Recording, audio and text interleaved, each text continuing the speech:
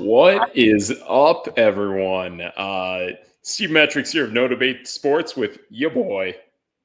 DJ Triggs. And together we are back. We figured out our time frame. We're hitting here now on a Saturday, about early afternoon, about 2 o'clock is kind of what we're playing with. So how's it feel to be here 2 o'clock afternoon on a Saturday, DJ Triggs? I have no idea. I feel like my computer just told me no. But then I was like, I'm going to set up in my bedroom. I don't know what's going on. It looks good. I'm here. I'm on my phone. I like it. So man. No, it's solid, man. Even though it's your phone, it's solid. I like it. I'm a little glitchy. I'm a little stuck in the matrix right now, but that's debate. Total debate. Where Absolutely. Are you right now? Or are you in an undisclosed location? Yes, I am in a undisclosed witness protection darkness retreat location to be traded for a pick to be named later. Oh, solid. Yes. That's no debate. that is all types of debate that we can't even touch. That's true. That's true. But guys are getting fired left and right in the NFL. We don't want you to get fired from your undisclosed location here. Yes, absolutely. That's why we're here. That's why we're bringing the show on a new time, new date, because now we gotta figure things out with the undisclosedness. But we got it. We got you covered here. We got a lot of things, a lot of teams to talk about. Kind of throwing the fun teams out there that at least I've been looking at lately. And even one of those teams that I liked actually, and I caught the game earlier this morning. I actually really enjoyed watching your Packers-Bears game from this past Sunday. It was pretty cool. And honestly, not bad on both sides. Green Bay looks solid. There's some things on Chicago I like as well. But no, really, there isn't. I stick to my guns that I still feel Green Bay is not a team to take lightly. I really feel come the postseason, they will make noise. And I've not seen anything to make me waver from that. Yeah. I mean, there's some little things to clean up, but the run game is really nice. It's been doing its thing for a long time. Lot of little itty bitty things that can be cleaned up, but the defense is playing pretty well, except we can't stop running quarterbacks, but I mean, who can really? I don't know. Yeah, there's but those quarterbacks can't throw, so that's fine.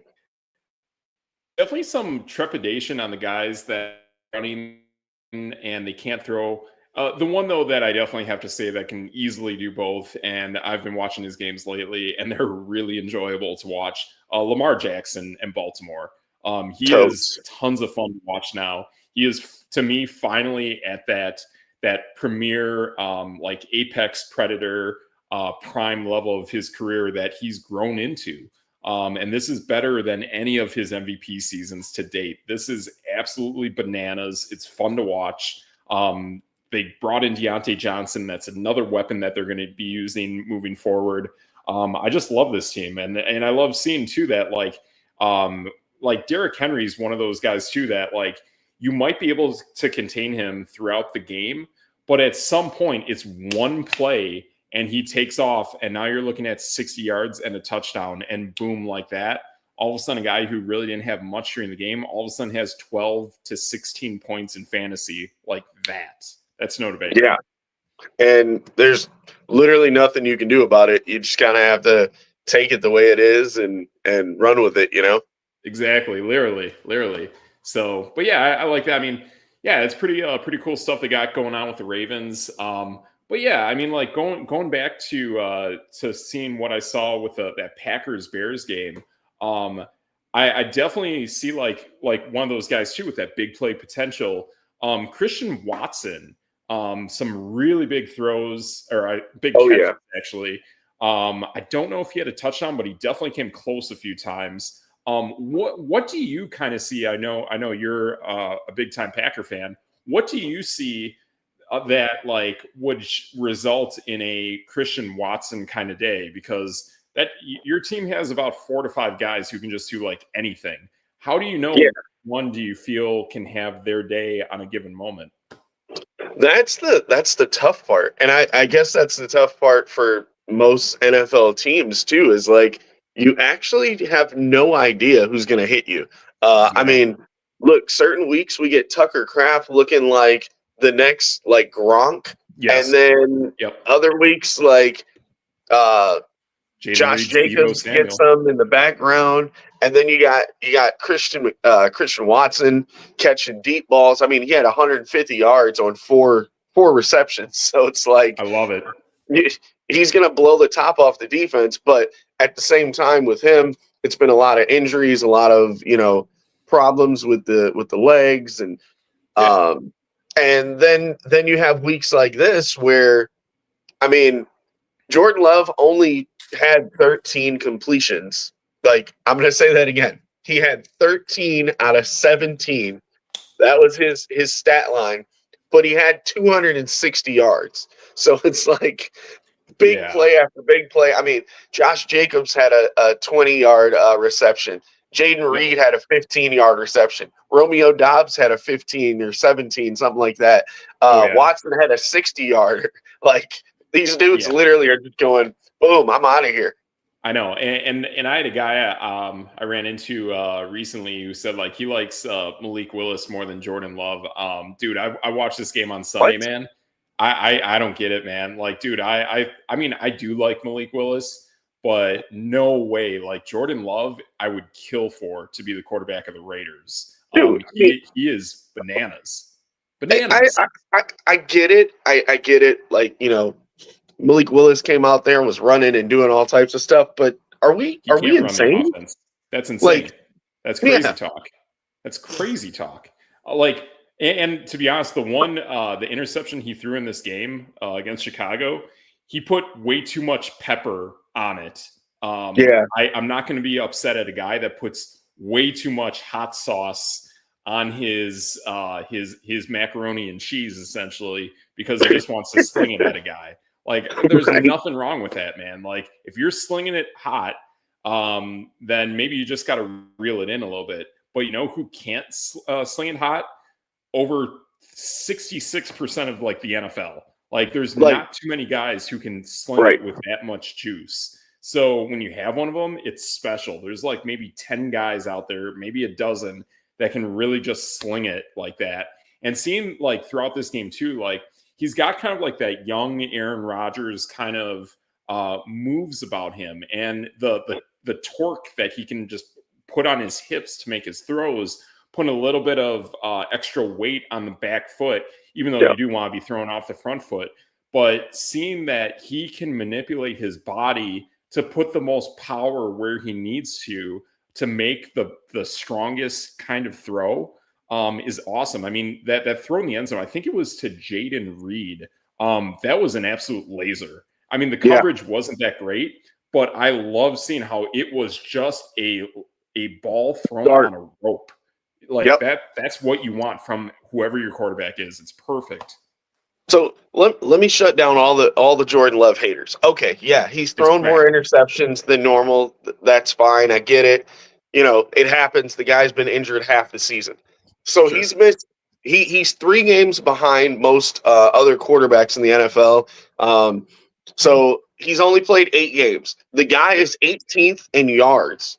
Like, he's literally near the top half of the league in yards, and he's played 3 less games. Mind you, he's 7th in the NFL on yards per completion at 8.1 yards. So, like, he's basically giving you a first down anytime he completes a pass. And then on top of that, he's 5th in yards per game. Yes, literally, he's got 260 yards a game. The only people in front of him are Brock Purdy, Lamar Jackson, Joe Burrow, and, oh, by the way, Geno Smith, who's having an amazing throwing season. But, like, and the Packers are basically one of the top teams in the NFL. Like, you can't. Yeah, we squeaked out a win against the Bears there because, the Bears. But, like, the Packers, they're a playoff team if the playoffs started right now. And Oh yeah. mind you, they're one game behind Minnesota and they're 2 games behind the Lions. So it's not like they're super far out of the division or anything, but like Right. there's literally so much Jordan Love and like Packer hate, and you just kind of go, yeah, okay, I get it. He's thrown a lot of interceptions. Again, that's injuries, that's stuff like that. But guess who else leads the league in interceptions? Patrick Mahomes. So you're telling me Patrick Mahomes is trash too? Right. And mind Like, you, think of how awesome this offensive line is. I know I'm on this like tangent now. Jordan I'll Love's take it. he's only been sacked 8 times. Oh yeah, your pass protection's great. Like Chicago would kill for that Yeah. right now. They would absolutely kill for it. I mean, that definitely cost them moments in that game. I mean, granted, it's very rare to have a game where your defense comes up big and blocks the final kick because you can feel that momentum with too much time left. And that's just the way it works. I mean, sometimes games end that way. But, like, man, that pass protection is killer, and Chicago would love to have more of that. Yeah. Oh, and by the way, Green Bay Packer fans, how about we calm down a little bit? Yeah, we don't have all these extravagant numbers, which actually he does behind the scenes. Yeah. But we also have the 3rd leading rusher in the NFL. So, I mean, who cares if he doesn't have all the yards? When's the last time we had the 3rd leading rusher in the NFL? Never. Never. And not only that, I mean, like I told you pretty much from the get-go that Josh Jacobs with Green Bay would be pretty solid. I was seeing some weird stuff with like fantasy talking heads saying that like they didn't like Jacobs in Green Bay because of all the receivers. Well, he's not a receiver; he's a running back, No. and not only that, that takes more pressure out of the box. So Jacobs is seeing at most 7 guys in the box. Yep. And Jacobs can peel off and make a really nice catch as well. He's an excellent all-around running back. And he spins on a dime, man. Like, when I think of guys that I compare him to me, the first player I compare him to is not a running back, but it's a wide receiver. He reminds me a lot of Stephon Diggs. That's really what I see in him. I really see a lot of that in the way that he makes himself work the open field. So granted, he's got that shake and bake behind the line of scrimmage, which is kind of, I don't know, maybe a little Saquon Barkley-ish, maybe a little DeAndre Swift, but like, man, open field, man, like he's just as good as a Stephon Diggs, to be honest. Yeah. And Jaden Reed's a top 15 receiver if you go by yards. So like, not only are we spreading the ball around and we're giving everybody a bunch of yards here and there. Yeah. Like, we didn't even talk about Jaden Reed's numbers besides that catch across the back of the end zone. But, like, he only had 2 receptions this game for 23 yards. But yet, the Packers won. Jordan Love threw for 260. Josh Jacobs ran for a touchdown. Christian Watson had 150 yards. The defense held the Bears under 20. And all I hear is, oh, man, the Packers are this, that, and the other. Like, seriously? I don't get it. No, I don't get it either. I really, really enjoyed watching that game. There were some better moments too, like just seeing how, like, even though the guys didn't get all that crazy volume, but seeing a guy like Dobbs and seeing Reed and even a little Wicks and seeing Watson do his thing and Jacobs do his thing, it shows to me that offense is clicking on all 8 cylinders, and Jordan Love has a ton of power. And granted, he's been beat up, but he's come back and he's playing at this elite level. It speaks volumes. Like 13 passes, over 200 yards throwing. It's pretty impressive. So I like seeing that. And I know I've been hitting so many stats. The Packers are number 4 in offensive yards per game. Yeah. So I mean that's pretty insane. I know. Let me drop this nugget on you. They're also 4th in the league in rushing yards per game. So it's like you're in your top 10 offense when passing the ball. Yeah. And like I think they said at 8 or 9, if I'm not mistaken. And it's like, what can you ask for besides that? Yeah, I think the one thing I just want to see, I'll probably go back and watch the Lions Packers game from a few weeks ago. I didn't catch that game, but I really wanted to. Yeah, Um, that game, I want to see what I can pick from it, but I still like. I know Detroit's really friggin' good. I still feel that at some point, not having mobility in Jared Goff, to me, I feel like is going to catch up to them somehow, some way. agreed. I don't know. Like, I really feel that like that's a weird tweener on this team, and I feel like I just like my gut keeps telling me that Detroit's going to come up short. I don't think they're going to make it, and I feel that that offensive coordinator is going to get a big time contract to become a head coach. So I really think this is like Detroit's putting everything out there, but I think at some point, if you run so hot that desperation at some point makes you just run out of gas. And Green Yeah, Bay's playing loose. If you play like Detroit is, I think you're going to be playing tight at some point, and then you're going to be pressing when things aren't going right. And in the playoffs, things don't go right pretty much all the time. yeah, Regular season, they go more favorable in your side if you are one of the better teams. But once you hit the playoffs, no matter how good you are, things do not work as favorably as for any team as they did in the regular season. So I just pulled up the stats on that game. I had to remember. I was like, wait a minute, what was this game? So this was a an ugly game. I think it was raining, if I'm not mistaken. Yeah, And it was Jordan it Love's was first game back, I believe. from the I groin know, injury, right? yeah. And he Yeah, threw that's that tough. weird pick six, and that kind of was the end of the game. But Yeah. just looking at it, Josh Jacobs was averaging 7 yards a carry. Dang. Yeah, In the Jordan rain. Love threw for 273. Okay. Jade Reed had 113 yards in the air. So, like, I don't think it was that. It looks on paper it was 24-14, but Right. the Packers held their own. Detroit was just a better team that day, and they're a great team on the road.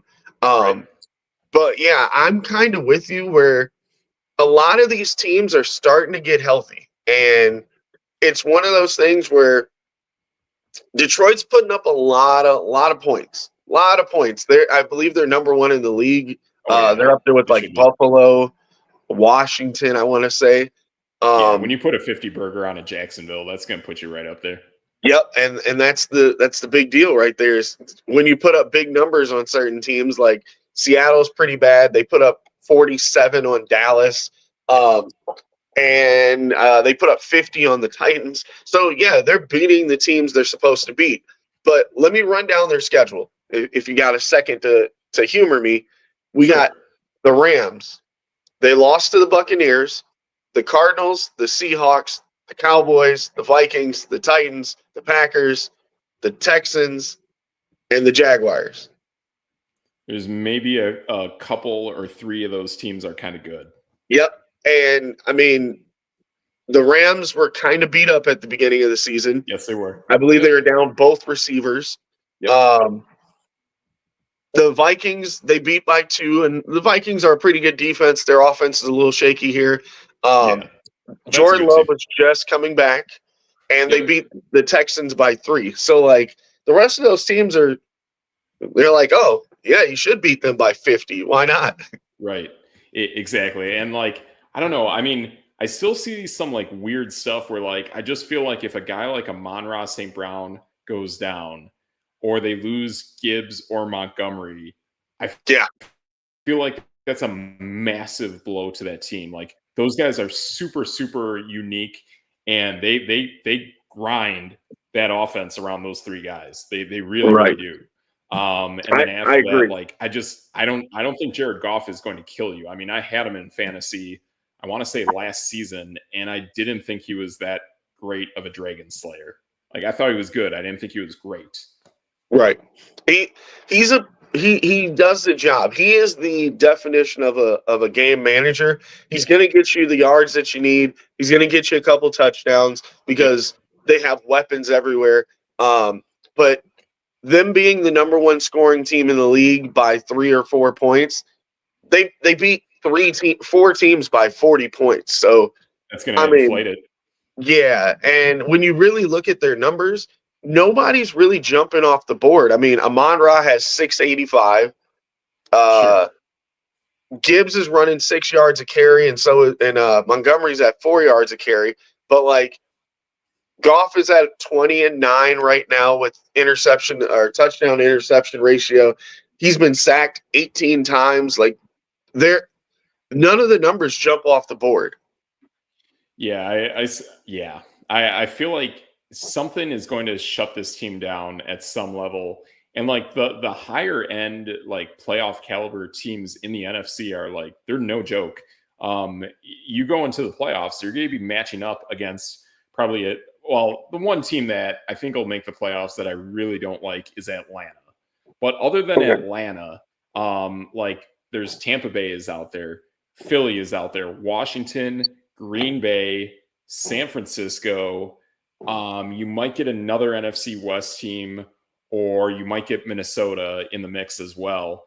I think Detroit will probably get that first round bye, but they still have to win 2 more NFC matchups to get to the Super Bowl. Yeah. I think one of those matchups is not going to go well for them, to be honest. I really do.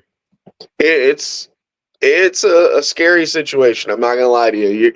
You're kind of looking at stuff where you don't really know what can happen. And I have a buddy of mine that we've talked fantasy. He has Gibbs, or no, he has Montgomery, and we talk about Montgomery all the time because his stats are so inflated in fantasy. I'm actually pulling it up right now. The dude Their offensive line's amazing. Well, yeah, that too. But he literally has a touchdown in like every game. I love it. So I love it. The first 6 games of the season, he had at least 1 touchdown.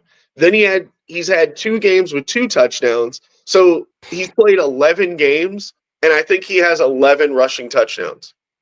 That's beautiful. That is absolutely beautiful. Oh, he has 10. I'm sorry. He has 10 rushing touchdowns.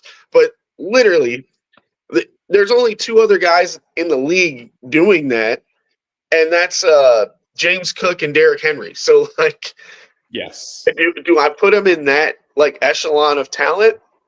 No, not really. But he just vouchers up rushing touchdowns.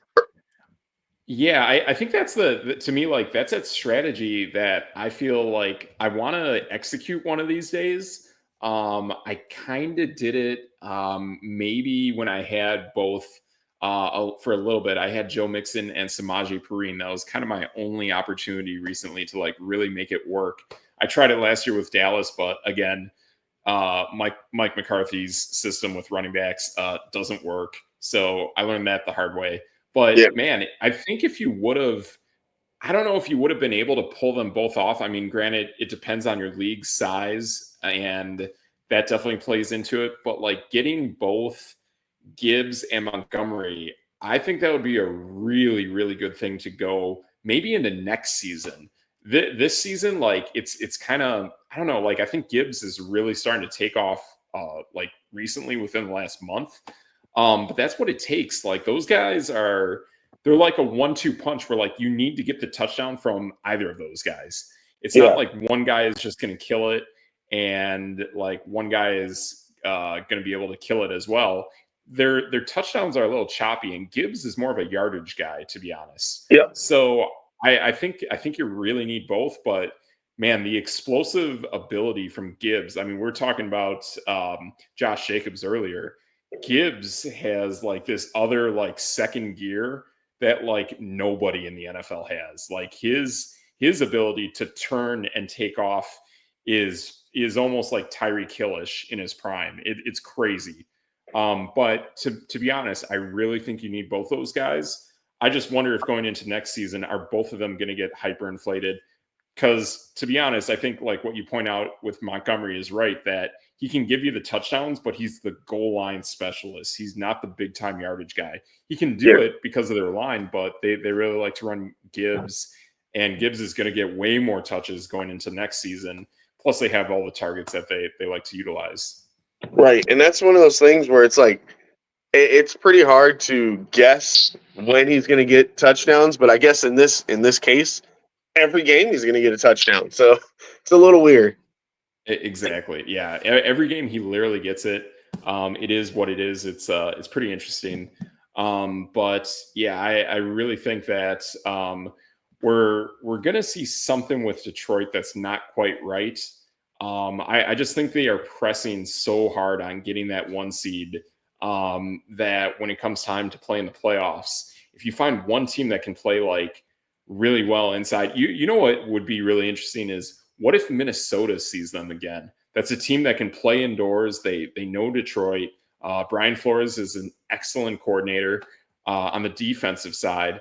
I think if they were to run into a team that's used to playing inside, that could be a little bit of a problem. And two, like the Detroit Green Bay game was at Green Bay. Green Bay went to Detroit last year and like cooked them. What's to say that doesn't happen again? Right. And I don't know. Detroit's one of I know they're the darling right now, and everybody wants them to be the Super Bowl champs and stuff like that. There's a lot of football still to play, and and there's really no way that you can guess they're going to keep putting up these crazy numbers. Just going to go look at their schedule for the rest of the season here. Sure. They have the meat and potatoes of their schedule coming up here, so it's a different ball game when you're the number one team from the year before. But well, actually, now that I'm looking at it, they got kind of an easy back half of the schedule. I don't know how they got that. Yeah. But they have Indy, Chicago twice, but then you know what? Maybe it's down the middle. They have San Green Bay, Francisco's on that Buffalo. schedule, right? What's up? They still have a San Francisco game coming up, right? Yeah, they have Green Bay, Buffalo, San Francisco, Minnesota. Whoa. That ain't easy. The Bears and Indy, I call that easy. Yeah, I but if see you still the have bottom half. yeah, if you still have two games against Chicago, like Green Bay saw, like probably one of those games is not going to go like you thought it would. Yeah. So I mean, Indy is really bad. Yeah, there's some really bad things going on with that team, to be honest. But like, man, I think the rest of the games going up against Buffalo, going up against San Francisco. I don't care how many losses San Francisco has, man. Like, that's a good football team. They are a grindy team. They're not going to have a high seed going into playoffs like we're used to. But I don't think anyone wants to run into San Francisco in the postseason. So, yeah, it could be pretty interesting to see how these games play out. I know what is it? San Francisco. I think it's Ayuk. Ayuk is pretty much done for the year, I believe. Yeah. So. Yeah. So, like, is Ricky Pearsall, Juwan Jennings, are they going to get it done? We'll see. But I don't know. Like, I think San Francisco can do something against Detroit. I mean, they play at least two games in their division on the road on turf every year, or semi-turf in Arizona.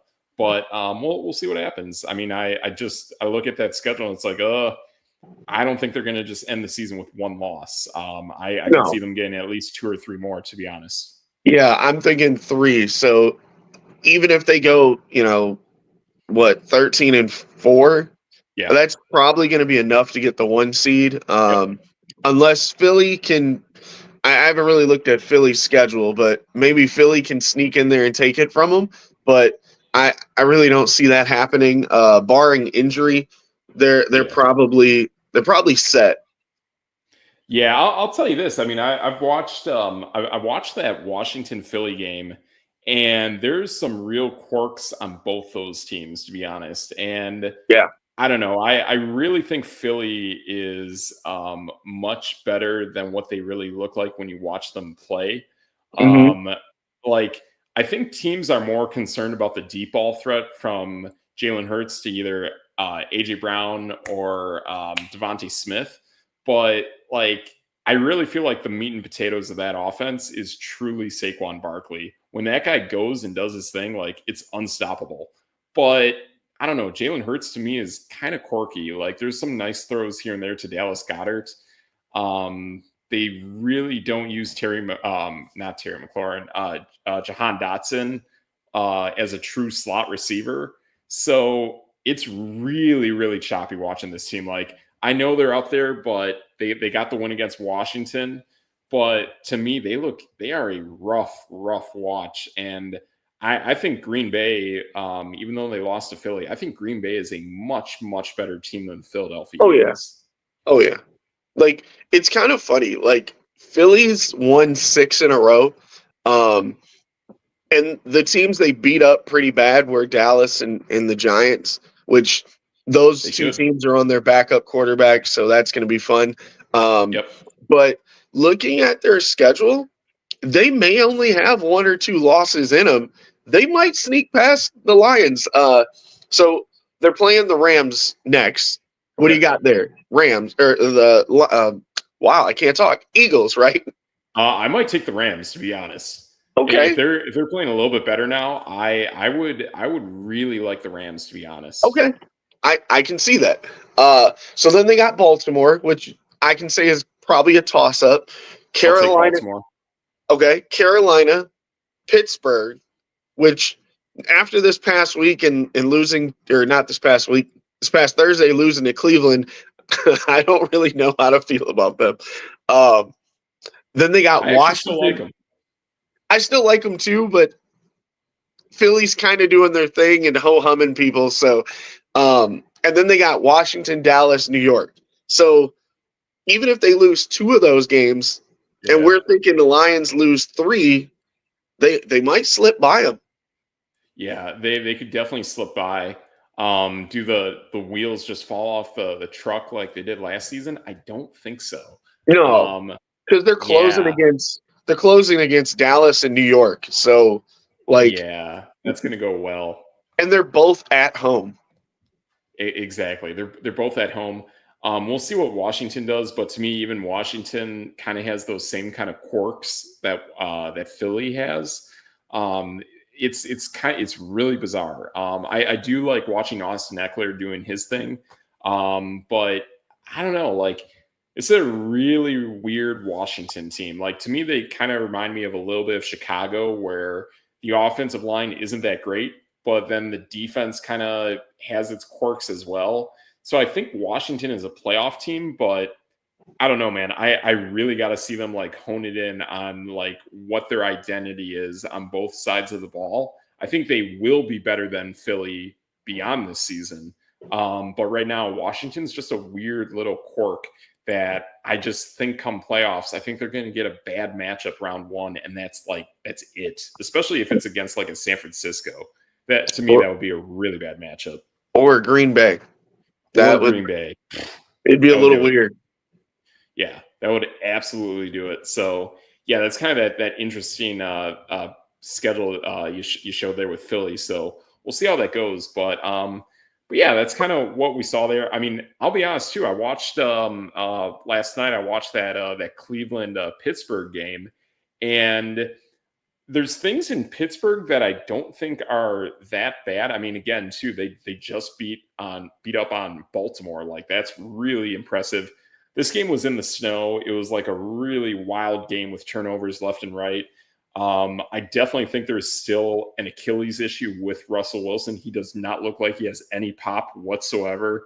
And I really enjoyed watching Jameis Winston on the other side. Like he definitely brought that team back on a winning drive, really cool plays. I think the future Cleveland is going to be much better than it is this season. But that's that. But I think Pittsburgh, if you take the snow and the weather out of the game, I think Pittsburgh definitely would have won that game or at least come close. But I don't know. I really think Pittsburgh is a solid team. They have a monstrous of a gauntlet schedule coming up for the rest of their year. But again, too, they only have 3 losses. That's a team that will be in the postseason, and their defense is top notch. Yeah, I couldn't say it better myself. Exactly. That's no debate. Sneaky guy, like fun guy to watch too. Jaylen Warren. he's a Josh Jacobs kind of prototype. Like, man, the way that guy spins and cuts, he's got a ton of power behind him. Love Jalen Warren for fantasy, straight up, man. He's pretty awesome. Nice. So yeah, that's kind of what we got there. So yeah, we got those games knocked out. Yeah, looking pretty good there. Anything you want to make with picks or anything? Ooh, I am all for picks. I'm actually going to change cameras as we're talking. Okay. Oh, dang. Some high-tech stuff. Boom. Okay. So we got that.